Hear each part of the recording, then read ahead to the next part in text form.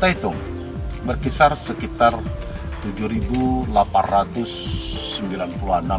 butir. Ini dasar kita. Nah, jadi 7.896 butir itu dikalikan kalau timbangan per kilo itu yang sudah kita timbang, memang kita timbang real, bukan dia acak-acak. Kalau secara pilihan biji kopi yang merata dengan besar, sejumlah 425 butir. Kalau dengan cara konvensional termasuk biji yang sedang yang kita masukkan menjadi 470 butir per 1 kilo.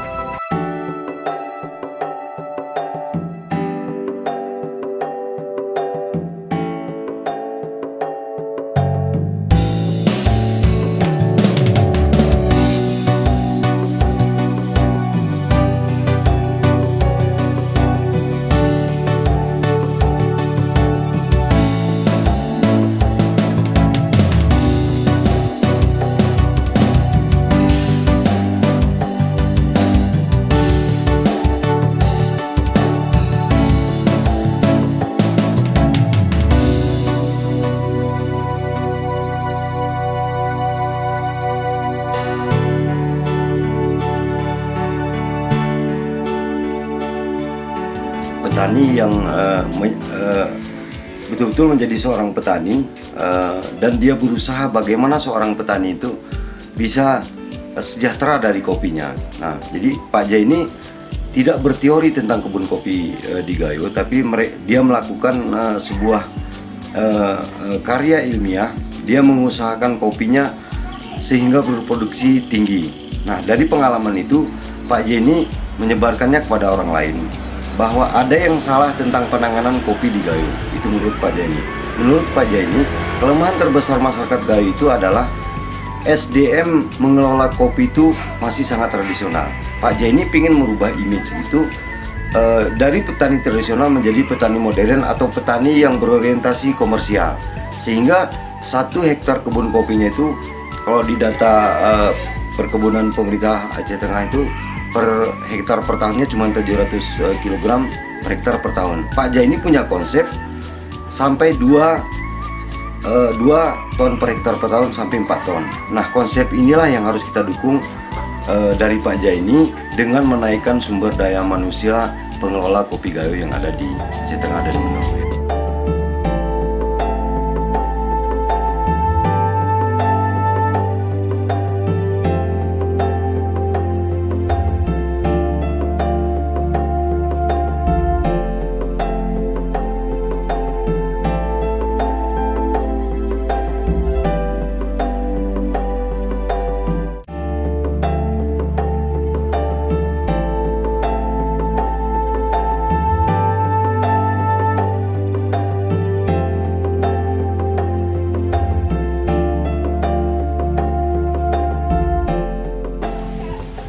Dilakukan kategori pemangkasan terhadap kopi Gayo itu. Kalau kita bandingkan dengan kebun-kebun masyarakat yang tanpa ilmu dan pemahaman sama sekali, yaitu petani otodidak dan petani turun-temurun, sehingga tidak bisa melakukan hal seperti ini.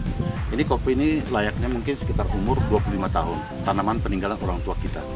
Tapi ketika kita lakukan, kita berdayakan lagi, kita lakukan lagi dengan pemangkasan teknis dan budidaya kopi Gayo itu, sehingga bisa kembali lagi.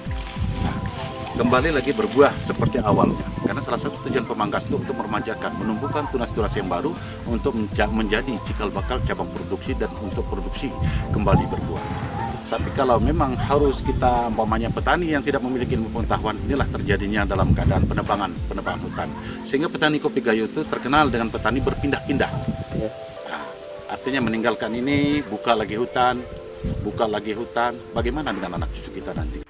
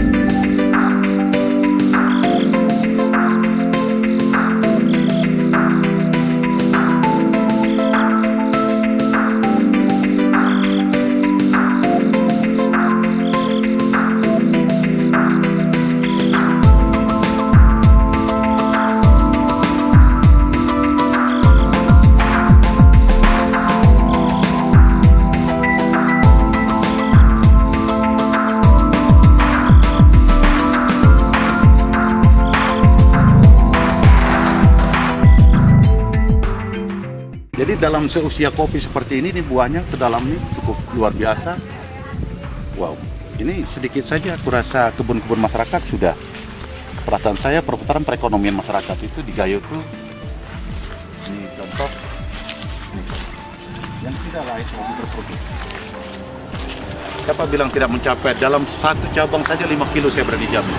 Kalau dari hitungan kilogram tadi 425 dalam satu kilo itu, ini contoh satu cabang primer yang bisa menghasilkan seperti ini. Kalau ada 3 cabang saja sudah membatas di 15 kilo cherry merah dengan harga stabil aja 10.000 pada hari ini umpamanya, belum 14.000, belum 15.000, 10.000 aja. Tapi kalau sudah mencapai sekitar 15 kilo, jadi berapa? 150.000 per batang. Per batang itu kalau 1.400 per hektar, kalikan dengan 1.000. Nah, jadi waduh.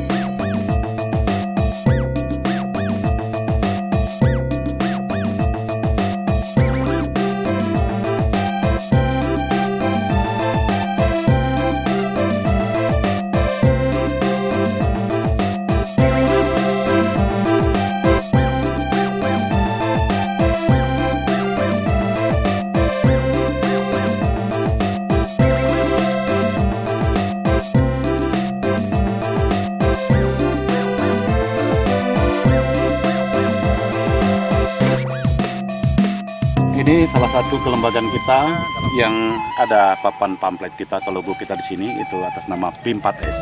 PIM4S ini lembaga resmi dari pemerintahan, artinya Menteri Pertanian, di bawah naungan Menteri Pertanian.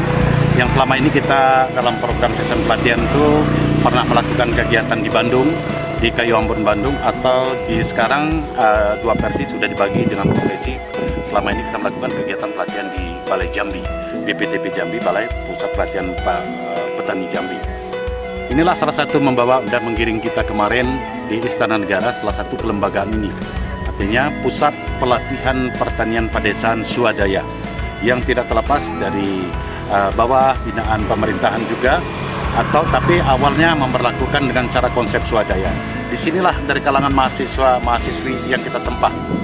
Artinya baik dari kalangan pemuda dan pemudi atau masyarakat di Gayo ini, kelompok-kelompok tani atau koperasi.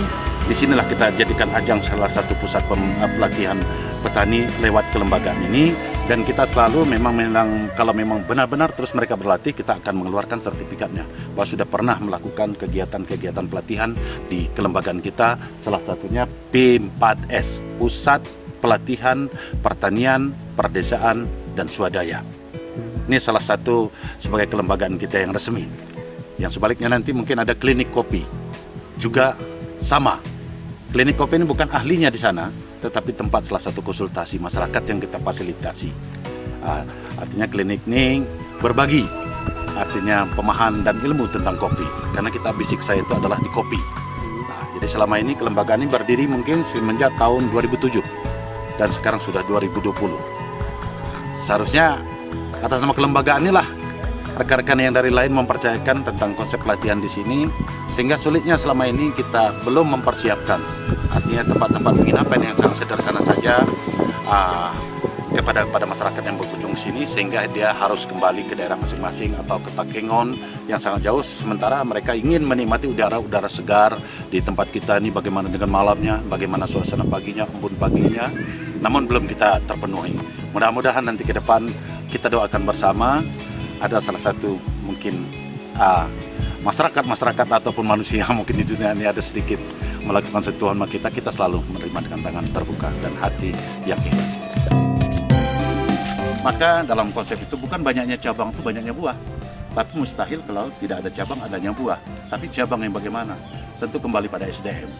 SDM para petaninya itu mulai pendidik, kita didik mulai dari usia dini kah, dari universitas atau dari tingkat SMA atau SMP, tidak ada masalah.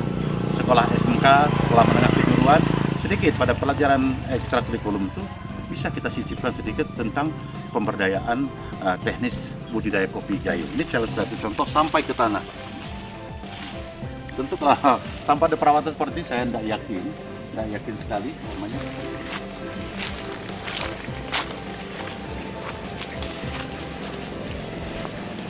Patah-patah gitu. Untuk melakukan hal ini bukan semudah membalikkan telapak tangan. Tentu peran pemerintah ada di dalamnya untuk melakukan kegiatan ini, membina salah satu petani-petani mungkin dari 14 kecamatan. Saya pikir ini membuat contoh buat pemerintahan yang cukup luar biasa. Ketika ada kunjungan kita, tamu kita yang dari luar, entah dari Amerika, dari mana berkunjung atas nama dinas Pemda Aceh Tengah itu, kita tinggal mengarahkan di 14 kecamatan cuman berapa lah. Artinya 2 demplot saja yang khusus, yang tempat petani untuk berkunjung dan berlatih serta ingin memiliki ilmu spesifik tentang kopi ini, karena pada umumnya di kita ini artinya adalah wilayah kopi. Untuk hortikultura saya pikir dengan kesempitan lahan sangat sulit. Tidak bisa kita untuk bersaing dengan daerah-daerah yang lain yang bidang-bidang hortikultura yang khusus. Kita ini memang sudah berpaku kopi napas kehidupan gayo. Adapun hortikultura bagian kecil daripada tanaman kopi itu. Ini salah satu contoh yang kita lakukan yang ingin kita buat contoh pada masyarakat. Dalam kopi usia seperti ini 17-20 tahun kita sanggup masih melakukan proses pembuatan, pembuahan lagi kembali, tapi kita lewat pupuk organik yang kita lakukan selama ini. Kita tidak berbicara tentang non-organiknya itu. Kita tetap dalam organik karena supaya kita selalu mengingat bahwa kopi itu sudah termasuk konsumsi dunia.